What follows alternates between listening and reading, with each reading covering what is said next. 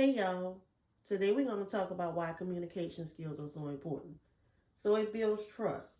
If you trust me, then that will increase your compliance. You'll be more compliant with your treatment plan and taking your medications. Communication, safety, and collaboration. It helps patients and families understand the treatment plan. If communication between the patient, the family, and the nurses about the treatment plan, it can provide clarity. Sometimes the patients and the families don't understand what the treatment plan is. The doctor, maybe he didn't explain it enough. And so if the nurse can give clarity to the patient and the family, then they can help them make an informed decision on what they want to do in terms of the treatment plan. It builds trust, it decreases anxiety. If I know exactly my options, then I won't be so anxious about making a decision. It also encourages to ask questions. Maybe they have questions. The doctor came in, but he came in pretty fast and he didn't really go over everything in its entirety. He gave them some pamphlets and he left.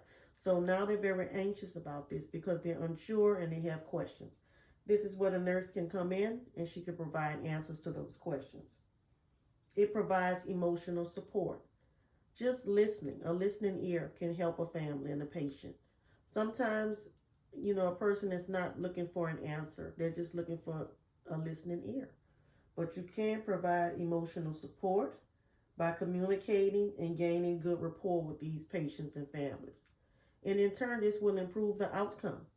Just communicating with them and having them understand, the treatment plan and everything that's going on with the disease process, it can improve the outcome.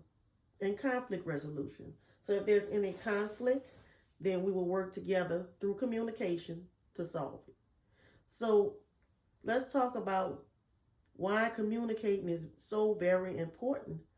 In scenario 1, you went to Mr. Johnson's room, you knocked on the door, you went in. At that time, you started proceeding to take his vitals.